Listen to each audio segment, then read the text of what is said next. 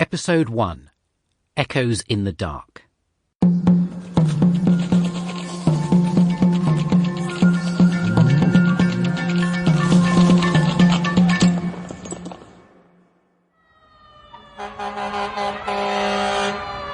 In the middle of a modern metropolis such as New York, you're surrounded, bombarded even, by all the sounds of 21st century life.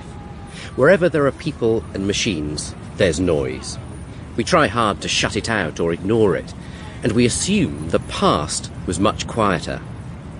But over the next 30 programmes, I want to challenge this.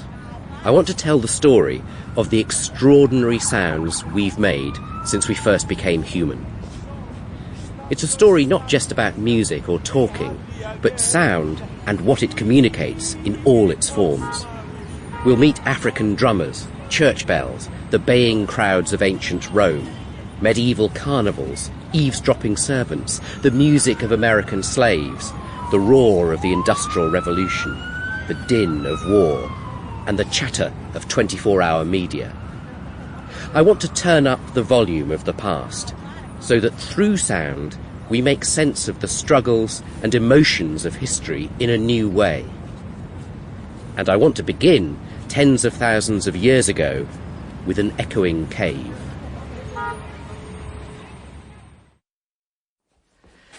I'm just a few steps inside a cave at Arcy-sur-Cure in Burgundy, in France, and it's here that we find some evidence of intriguing human activity having taken place in Europe between 40 and 20,000 years ago.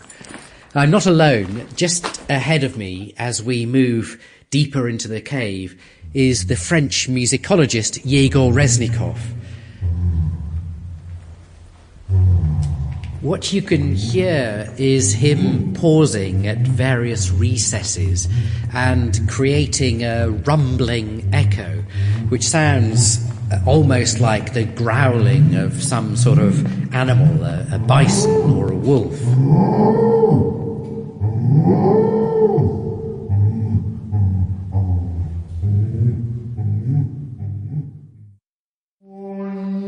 We've now come to one of the main chambers of the cave, and as you can hear, Yegor Reznikov is unleashing the full force of his voice.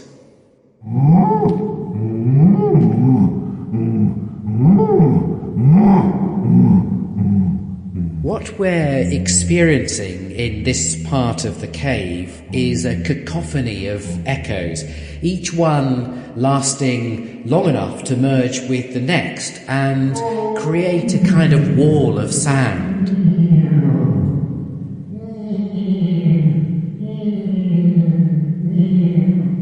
We might think of a cave as a peaceful place, but put humans into the equation and it can become quite unnervingly noisy.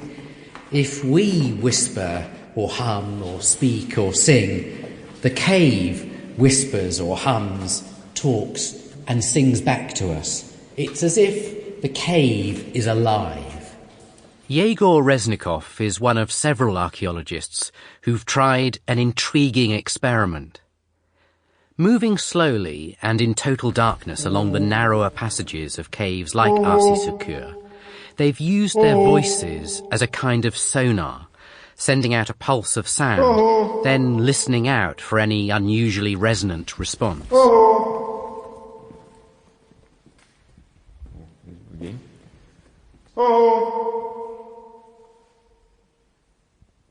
When they felt the sound around them changing, they turned on their torches.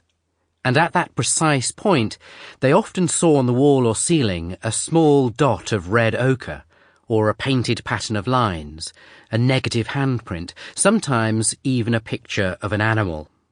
At one place in the cave of Arcy-sur-Cure itself, there's a brilliant example of this.